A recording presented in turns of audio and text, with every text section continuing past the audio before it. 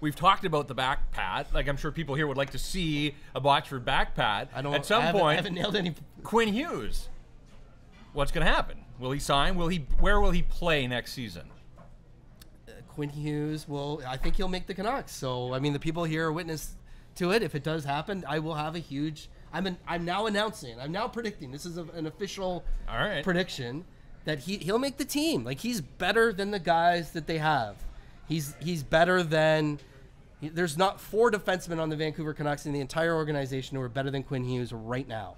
I think that they want him to be on the team, and I think that they are going to clear out a spot.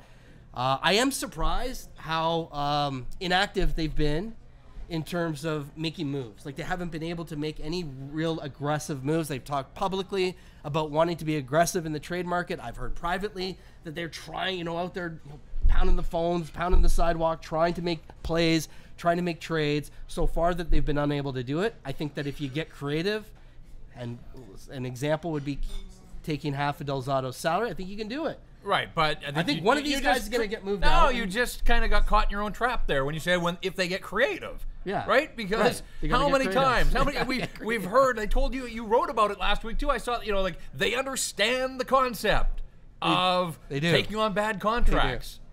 And yet we're still waiting for them to weaponize this cap space.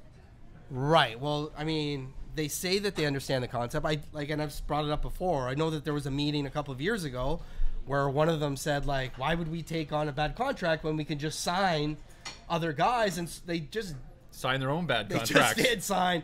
Like, isn't that bizarre? Like, one of the frustrating things I watch is all of the Beagle, Roussel contracts unfolded that day. And both of them are overvalued, overinflated. In fact, that model that Matt Kane had, the 13 worst contracts signed on July 1st, 3 of them were the Canucks deals. And people start doing these mental gymnastics of, when can they buy Beagle out? And are they going to be able to retain salary for him in 2 years? And how do they get, like, that shouldn't be the fallback position on every free agent side. Like, when do we get out of this deal? Shouldn't be the thing, right? Like, if you're getting to that point in negotiations with Beagle, and even if his agent is right, and even if 8 teams are in it and a couple of them are saying 4 years, he turns 33 in October. Why not bail out? Why not say, like, look, we got Brandon Sutter. He does that job already. We can find a guy for the 4th line. Let's try to find a more offensive guy to play with Pettersson on the 2nd line, and let's go. Why not? I don't have the answers for you. I wish I did.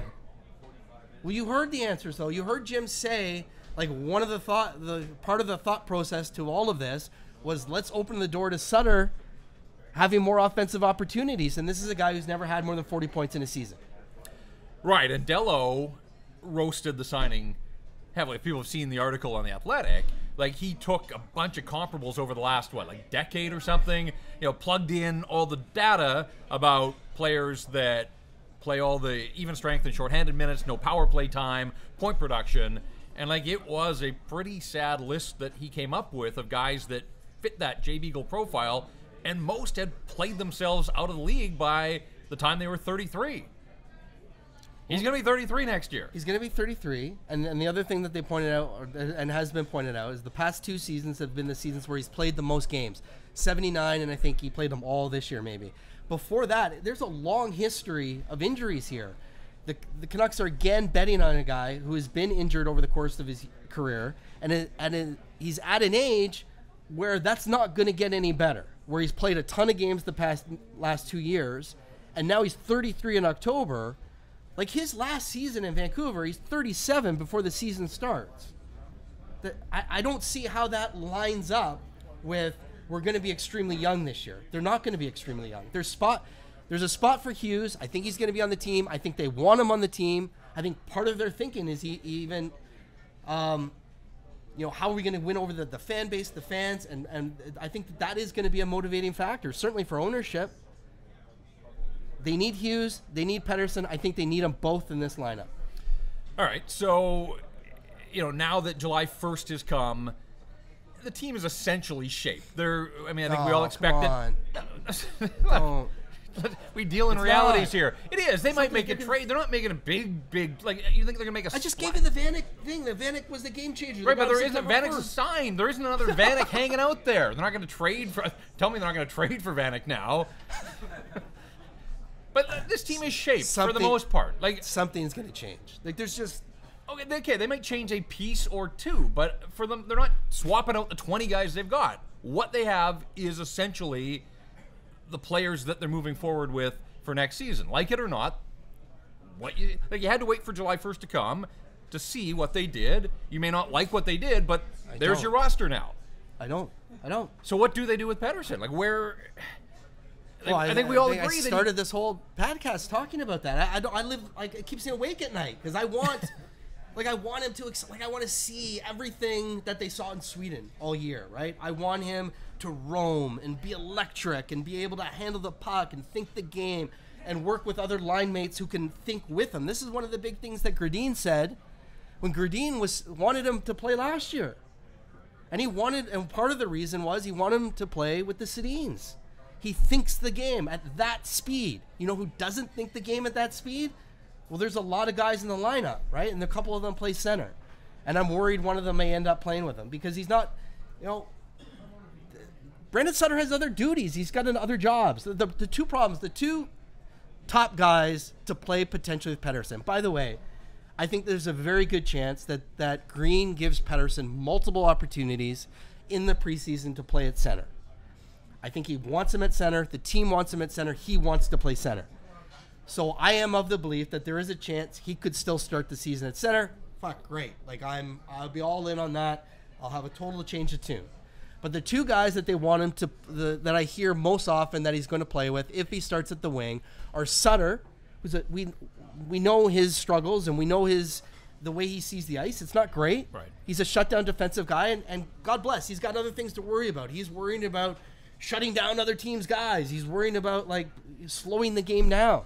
He's not worried about speeding up and making plays and give and goes with a rookie, super rookie. He's not. That's just not how he's wired. It's not. Maybe he's practicing here this summer. And the other guy is Sam Gagner. And Sam Gagner was their worst defensive, by most metrics, their worst defensive forward. And that's another thing that gives me concern and anxiety, because I know that Green is going to be, he's going to be on Pettersson, because Pettersson likes to move around. He doesn't, he likes to be down below the net, and he likes to kind of freewheel, play center field, be all around. That's part of the reason that so many people think he can play center, is because he was moving all over the ice when he was a winger. Okay, and then you pin him with Gagner, the worst defensive forward. You got Pettersson spinning his wheels all over the place, Gagner trying to find him, and Green going, fuck, I can't have these guys out there together. They're not good enough defensively. So that's why I'm concerned about both those guys. And I think you're well within your rights. I mean, again, we want to see Elias Pettersson put in the right spots to bring out all that stuff that you just said. And so I'm in the, we've been in the Trade Tanev Club, the TTC, for a while now. I'm in the Anybody But Sutter, I think, is it's not the a bad ABS. club. It's not a bad club. I think everybody in this room will expand. We'll march out in the streets here. We'll write down Brunette and Go Quitlam, and everybody will come out and they'll follow behind us. And I don't know what happens. Again, we talk about the thinking going into July 1st was they need an offensive center. Well, they didn't get one of those. No, it's not that they didn't try. That's the thing. No, okay. They didn't try. But they didn't. Whether they tried or not, they're no further ahead now than they were last week in terms of offensive centers. They may think they are with Brandon Sutter, but they're not. We know that, and they're going to learn that the hard way, I guess. But I was also a believer that they needed to do something more on the left side as well. I think they're all right on the right side. Besser, if Pettersson's there, Virtanen, Eriksson can play the right side. Well, I think Eriksson's got to play the left. Well, now I'm starting to think that too, because I don't like the left side. I mean, Berchi is what he is. We've established that. He's plus, over 25. I'm not all in on Brandon Leipzig. Yeah, Goldobin. I think you're higher on Goldobin than I am, but I think part of that is just knowing the way Travis Green sees Goldobin and the way that he might utilize him. But look, I like the right side.